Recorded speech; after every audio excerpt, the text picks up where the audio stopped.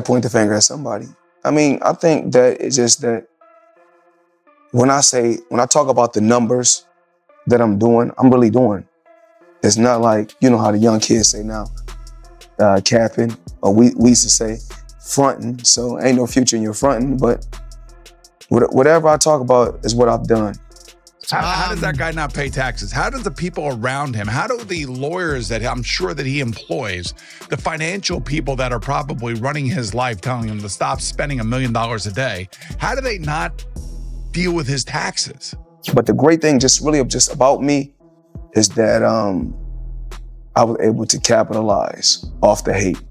And it was motivation for me to go out there and work hard. Floyd Mayweather, once hailed as the highest paid athlete in the world, now faces a stunning financial downfall. His $750 million empire, comprising luxury properties, exotic cars, and 3 private jets, has reportedly been frozen or seized.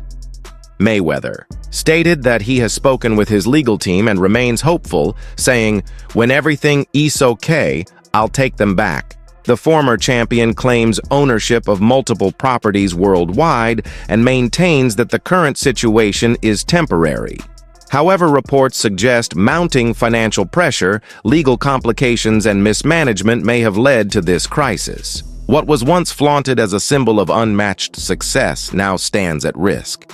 While Mayweather insists it's not over, the silence of his assets paints a different picture. A reminder that wealth without stability can vanish overnight, even for the undefeated. If you liked this video, please subscribe, punch Vista, and click the bell icon for more latest and interesting videos. I have a tax attorney that takes care of everything when everything is okay. I still got my private jets. Let me put an S on that because I got 3 of them. Still got my private jets. I still have all my beautiful homes, still have all my properties everywhere. Over the years, Floyd Mayweather has expanded far beyond the boxing ring, investing heavily in real estate, particularly in New York City. In one of his interviews, Floyd shared that he owns 9 skyscrapers in New York alone, including a building known as Summit, which is considered one of the tallest commercial buildings in the world. He revealed that he's been working with SL Green, a major real estate firm, for several years. He credited Andrew Matias, a key figure at SL Green, for mentoring him on the business side of real estate. During a walk through the city, Andrew pointed out multiple buildings they owned, showing Floyd the long-term value of investing in property. I don't always talk about different things that I'm doing. You know, what I'm working on right now in New York City, I know you guys, if you guys haven't seen one of my buildings, is One Summit, you know. Yes. You know, it's actually, it's one of the tallest commercial buildings in the world. So just in New York alone, I got 9 skyscrapers. Yeah. What's the address of that building? I don't know that one by So what I'm working on, I want you guys to know this.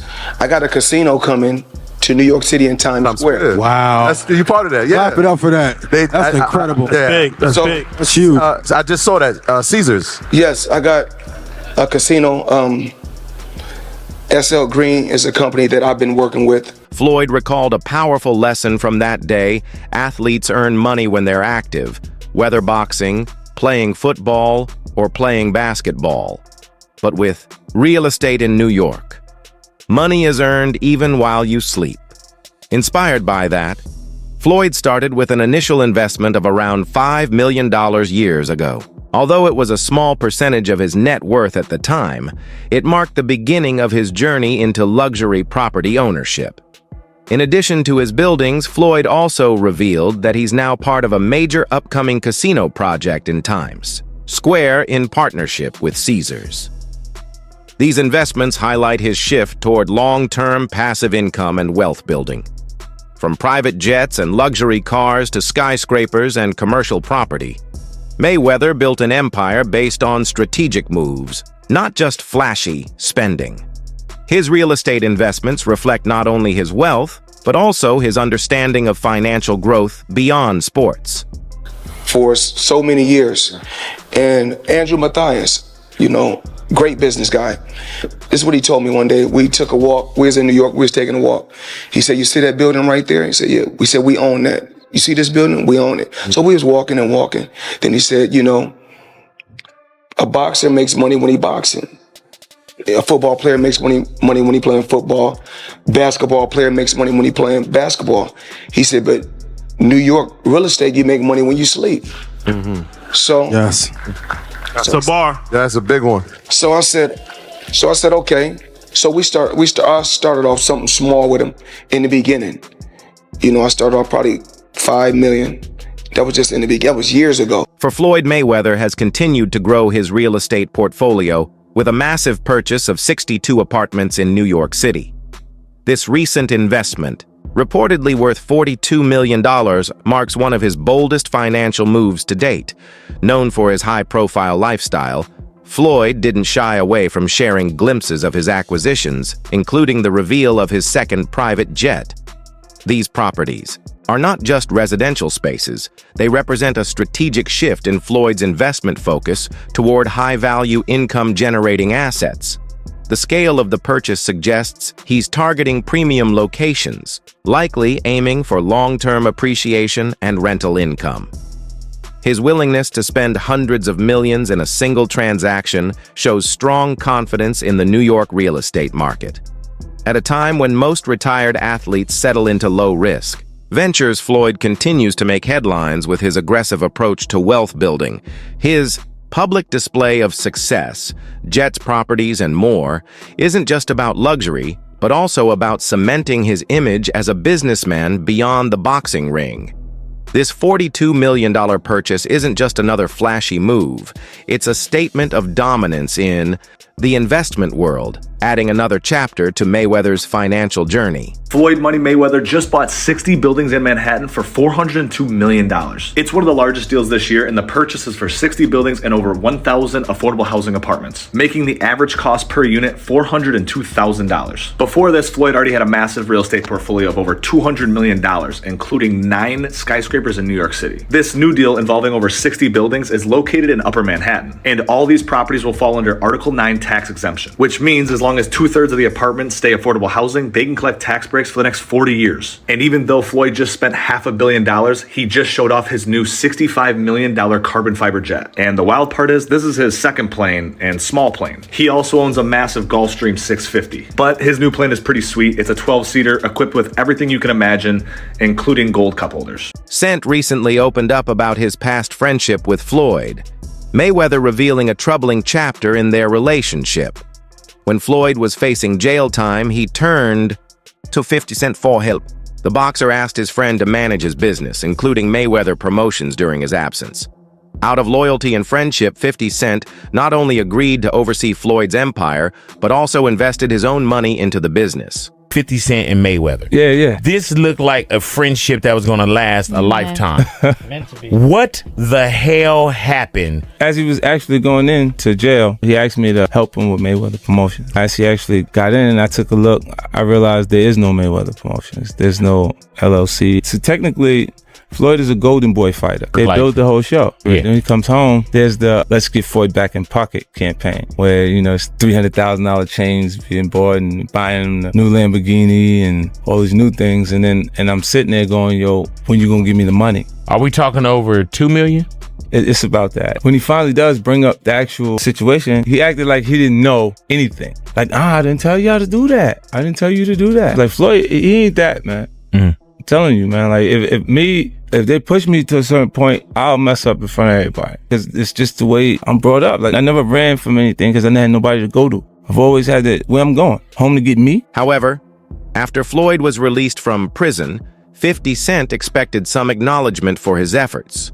He wanted to discuss the money he had invested and requested repayment. To his surprise, Floyd seemed either unaware or pretended not to recognize the investment. When the issue was finally addressed, Floyd denied ever asking 50 Cent to make the investment, and he never returned the $2 million that was at stake. This unresolved financial dispute severely strained their relationship, eventually leading to their fallout and turning them from close friends into bitter enemies. The breakdown of their friendship was fueled by a lack of communication and trust, showcasing how financial matters can sometimes destroy even the strongest of bonds. My thing is that we can't fuck up the money. We can't fuck up the money no matter what. We can fuck up a lot of things. We can fuck up the club. We can fuck up a house. We can fuck up a car, but we can't fuck up the money. So you mean to tell me at the minute where your uncle and... I knew a fine was coming instantly. You knew a fine was coming? I knew it. But and not one piece of your thing said, let me go snuff I couldn't do Judah real quick. No? I was already taking care of business. Okay, all right. You said, fuck that, let's stay on the back. Let's keep it, I mean, my thing was this. We're professionals. I'm not an amateur. You know, this is not a street fight. So when you're a professional and you're a veteran, you got experience. Wow. Floyd Mayweather is known for his extravagant lifestyle, and recently he showcased just how far he's willing to go to spoil his loved ones. In a display of wealth and generosity, Floyd took his grandson on a shopping spree like no other. He walked into a high-end store with millions of dollars in hand, ready to spend without hesitation. The shop was filled with luxury items, from designer clothes to expensive accessories, and Floyd made it clear that he would buy whatever his grandson desired. As the shopping spree unfolded, Floyd proudly flaunted his fortune, openly saying, "I will buy whatever he wants." The sheer amount of money he brought to the store left onlookers stunned. His lavish spending habits were on full display as he indulged his grandson with items most people could only dream of affording. The experience was more than just a shopping trip. It was a testament to Floyd's success and the lifestyle he's cultivated over the years. While some may see this as a symbol of excess, for Floyd, it's a way to share the fruits of his hard work and remind everyone just how much he's accomplished. Don't worry. You gotta know some stuff. Listen with Hey. You supposed to be. This is how the champ does it. Yo, straight off the press conference where we're here at Neiman Marcus, this is how you do it, huh? Always. Well, right now, I'm here because I gotta give my grandson something, you know. I have to spend a bit. You've been doing it like this ever since I've known you. And you know it. It don't stop. Look at that. Something. What I mean, grandson's super blessed. What are you getting him? Little piece or whatever he wants. Whatever he wants. Look at that. This is. I'm looking at $1 million right here. It ain't a million. That's probably like a half. Half. Yeah. It's half. It's definitely up there. 520. It's definitely up there. You got your protection right here. A little while. That's what's up. All right, cool. Lucky grandkid. Floyd Mayweather has made flaunting his wealth a signature part of his public image, beyond his lavish mansions and extensive collection of luxury cars. He's equally known for his obsession with high-end watches and private jets. In one of his recent videos, Mayweather was seen aboard his private jet casually speaking into the camera as if delivering a public service message, but with a twist. With stacks of cash beside him, he urged people to start tipping their private jet pilots, claiming it's just the respectful thing to do. He acted like he was casually sending a reminder to the world while actually flexing the fact that he tips his pilots thousands of dollars per flight. The entire scene was dripping with extravagance, gold accessories, designer clothes, and an aircraft. That screamed luxury. It wasn't just about generosity. It was about reinforcing his brand as Money Mayweather. His message wasn't really about tipping. It was a way of letting everyone know that he operates in a financial league of his own, while some might view it as over-the-top or arrogant. For Floyd, it's all part of the lifestyle he's built and proudly showcases to the world. Everybody that got their own jet, you always got to tip your pilots no matter what. I don't care if it's a couple hundred, a couple thousand, you gotta tip your pilots. Now today, I gotta tip my pilots $1,000 a piece. Floyd Mayweather has proudly boasted that he made over $100 million from his iconic fight against UFC star Conor McGregor. The 2017 boxing match was a global spectacle blending the worlds of boxing and MMA in a way never seen before. UFC President Dana White has often called it one of the biggest events in combat sports history, not just for the hype, but also for the financial success it brought. The build-up was massive, with fans from both sports eagerly tuning in, according to White. The fight broke multiple records including pay-per-view sales and total revenue, surpassing even some of Floyd's past high-profile bouts. It wasn't just a fight. It was a cultural moment, Mayweather's undefeated record, McGregor's bold crossover, and the sheer level of attention it received turned it into a financial powerhouse. The success of the event solidified Floyd's legacy as both a boxing legend and a master businessman. What's the biggest fight you've ever had? Conor McGregor and Floyd Mayweather, which ironically is a boxing event, but it's the biggest combat sports fight ever. What did that gross? It did 4.4 or 4.5 million buys at $100 a buy. Yeah. So that worked out okay. It did. But after all the lavish spending and public displays of wealth, Floyd Mayweather has reportedly found himself entangled in serious financial trouble. Despite making hundreds of millions from fights like the one against, Conor McGregor's sources suggest that Floyd has faced bankruptcy and owes money to various people and businesses.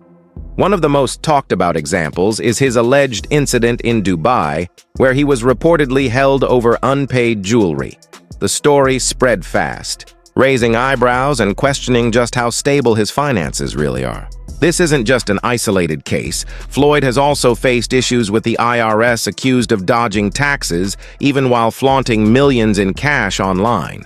These repeated incidents paint a picture of someone who may have lost control of his money. It's no longer just about spending. It's about the consequences each controversy chips away at his credibility and public image. While he once stood as a symbol of ultimate success and wealth, these financial messes suggest a much different reality behind the scenes. Floyd's story serves as a reminder that no amount of money can guarantee long-term financial stability, especially when reckless spending and poor financial decisions become a habit rather than an exception. Well, it turns out that the rumors were true, and Floyd Mayweather has been trapped in Dubai for the last 50 days. Gervonta Davis was the first to claim it. Now multiple insider sources have confirmed that he is in fact trapped in Dubai for a debt that has nothing to do with boxing. After doing a little digging, it seems that someone in his camp, while he was shopping for jewelry in Dubai, stole one of the pieces, got away with it, and then blocked all communication with Mayweather. Since then, Floyd has already paid for the jewelry, but they refuse to let him go until they get their piece back. And allegedly, this guy right here is the thief that started this whole mess. Chael Sonnen, known for his sharp tongue and brutal honesty, didn't hold back when he took aim at Floyd Mayweather. Floyd's problem isn't earning money, it's spending it, Sonnen remarked, cutting straight to the heart of what many see as Mayweather's modern-day reality. Once revered for his unmatched skill and unbeaten record, Floyd is now more often seen as a symbol of excess than excellence, the passion, the hunger that once drove him to become the best ever seems overshadowed by an obsession with wealth and image. He no longer steps into the ring to prove a point or cement his legacy. He does it to keep the lifestyle afloat. The sprawling mansions, the private jets, the million-dollar shopping sprees, they're not just status symbols, they're shackles. He's gone. From chasing championship belts to chasing bank deposits, in a world that once admired him for his discipline, many now watch with a mix of fascination and concern. Floyd Mayweather, once a fighter driven by greatness, now appears to be a man cornered by his own creation. Fighting not for glory, but for the glimmer of the next payday. No, Floyd's not going to do MMA, but he is going to box again. He's enjoying this attention. It's been very smart what he did. I think it surprised him. I think he was just going out to have a little bit of fun. I don't think he realized he could get 4 and 5 weeks of headlines out of this, but he does need to box again, for sure. I mean, you call it breaking news, but I will tell you unequivocally right now, Floyd Mayweather does and is planning to box one more time. And the motivation behind getting into a ring again to box, when he said he's retired, why do it?